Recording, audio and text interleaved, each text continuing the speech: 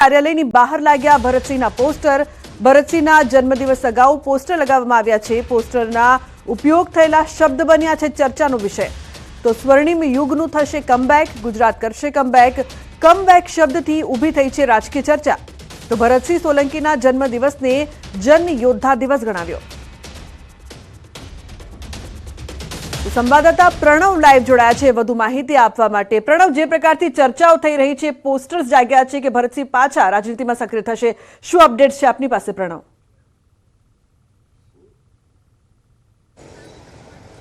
અલ્લુભાઈ, ચોક્કસ માની શકાય જે રીતે પ્રદેશ કોંગ્રેસના દિગ્ગજ નેતા ભરતસિંહ સોલંકીના જે રીતે પોસ્ટરો લાગ્યા છે, એ પણ ખાસ કરીને કોંગ્રેસ કાર્યાલયની બહાર।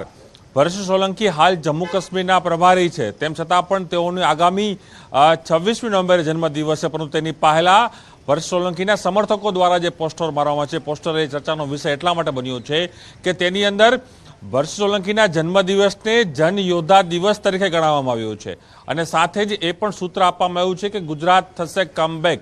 એટલે શું કોંગ્રેસ કમબેક થવા જઈ રહી છે કે પછી ભરતસિંહ સોલંકી ગુજરાતની રાજનીતિમાં કમબેક થવા જઈ રહ્યા છે? આ બે સૌથી મોટા તર્કો છે।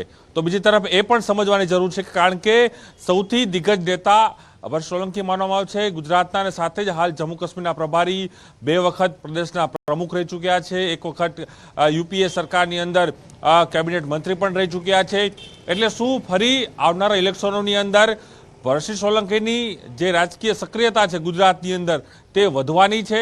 અનેક શક્તિ પ્રદર્શન પણ માનવામાં આવી રહ્યું છે કારણ કે ભરતસિંહ સોલંકીનો જન્મદિવસ 26 નવેમ્બર આવે છે, તેની પહેલા કોંગ્રેસ કાર્યાલયની બહાર જે પોસ્ટરો લાગે છે, હું આપણે એ પણ બતાવવાનો પ્રયાસ કરીશ કે જોઈ શકાય છે કે જે પોસ્ટરો લાગ્યા છે, આ પોસ્ટરો જે છે જન યોદ્ધા દિવસ તરીકે મનાવવાની વાત થઈ રહી છે અને એ પણ લખવામાં આવ્યું છે કે સ્વર્ણિમ યુગનો થશે કમબેક, ગુજરાત કરશે કમબેક। અને આવા એક નહીં પરંતુ અનેક એવા પોસ્ટરો જે છે તે કોંગ્રેસ કાર્યાલયની બહાર લાગ્યા છે।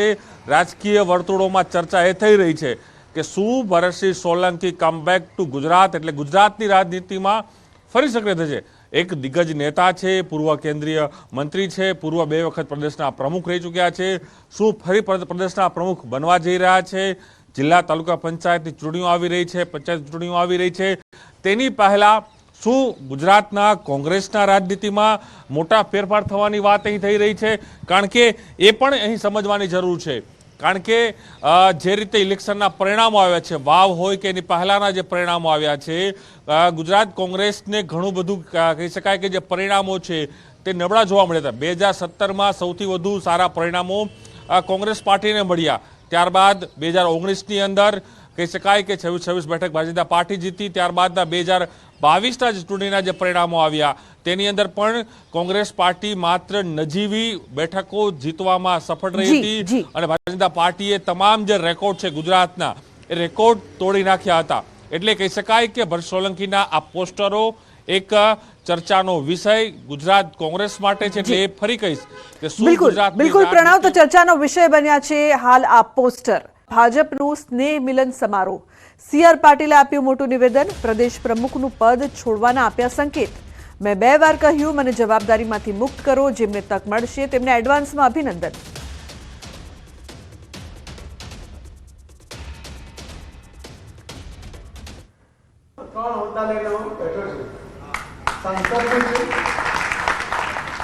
સાંસદ છું એટલે કેબિનેટ મિનિસ્ટર પણ છું અને પ્રદેશનો અધ્યક્ષ પણ છું।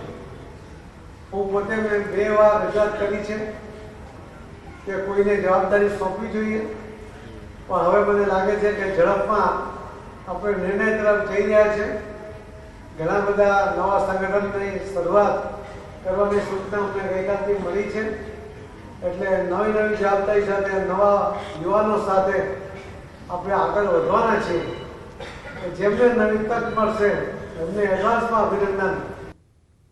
તો વાવ પેટા ચૂંટણીના અપક્ષ ઉમેદવારને જવાબ, માવજી પટેલને આપ્યો સણસણતો જવાબ।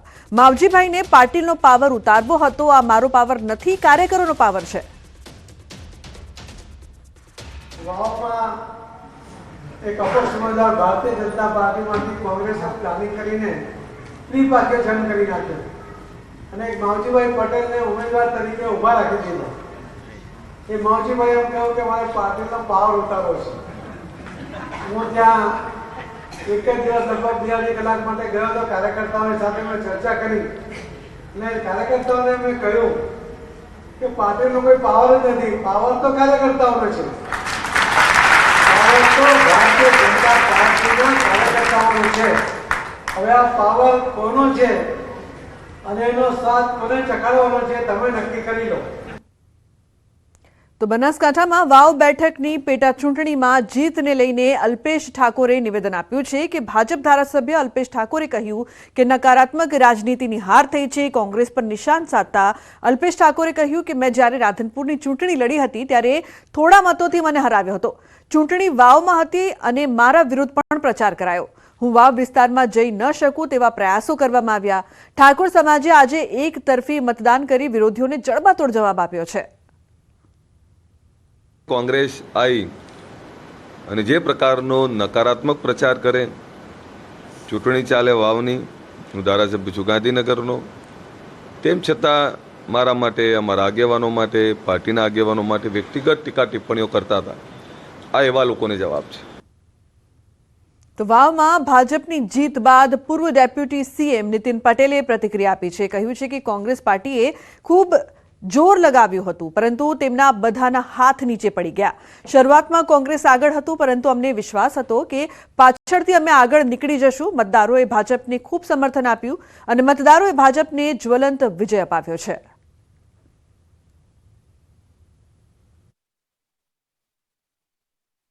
ભારતીય જનતા પક્ષના ઉમેદવાર સ્વરૂપસિંહનો ખૂબ જંગી બહુમતીથી વિજય થયો છે.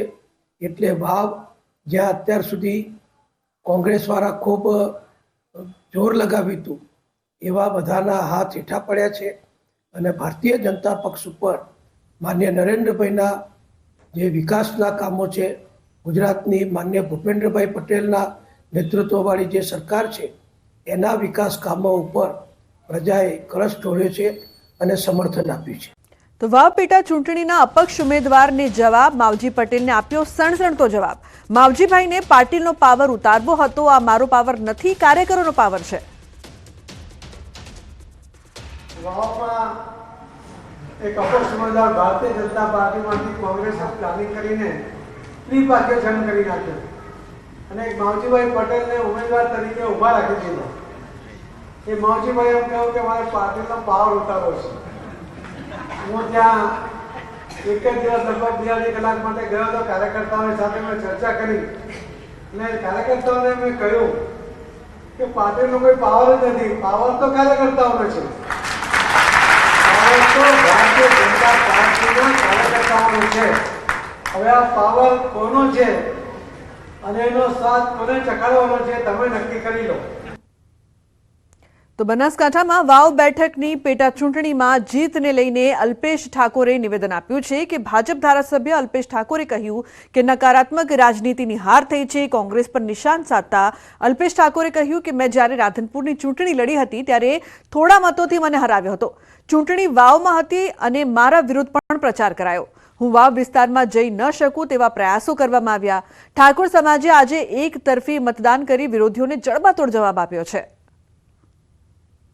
કોંગ્રેસ આવી અને જે પ્રકારનો નકારાત્મક પ્રચાર કરે, ચૂંટણી ચાલે વાવની, હું ધારાસભ્ય છું ગાંધીનગરનો, તેમ છતાં મારા માટે, અમારા આગેવાનો માટે, પાર્ટીના આગેવાનો માટે વ્યક્તિગત ટીકા ટિપ્પણીઓ કરતા હતા. આ એવા લોકોને જવાબ છે. તો વાવમાં ભાજપની જીત બાદ પૂર્વ ડેપ્યુટી સીએમ નીતિન પટેલે પ્રતિક્રિયા આપી છે. કહ્યું છે કે કોંગ્રેસ પાર્ટીએ ખૂબ જોર લગાવ્યું હતું પરંતુ તેમના બધાના હાથ નીચે પડી ગયા. શરૂઆતમાં કોંગ્રેસ આગળ હતું પરંતુ અમને વિશ્વાસ હતો કે પાછળથી અમે આગળ નીકળી જશું. મતદારોએ ભાજપને ખૂબ સમર્થન આપ્યું અને મતદારોએ ભાજપને જ્વલંત વિજય અપાવ્યો છે.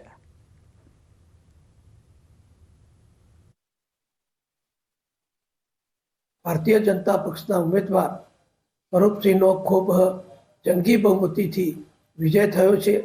એટલે વાવ જ્યાં અત્યાર સુધી કોંગ્રેસવાળા ખૂબ જોર લગાવ્યું હતું એવા બધાના હાથ હેઠા પડ્યા છે અને ભારતીય જનતા પક્ષ ઉપર માન્ય નરેન્દ્રભાઈના જે વિકાસના કામો છે, ગુજરાતની માન્ય ભૂપેન્દ્રભાઈ પટેલના નેતૃત્વવાળી જે સરકાર છે એના વિકાસ કામો ઉપર પ્રજાએ કળશ ઢોળ્યો છે અને સમર્થન આપ્યું.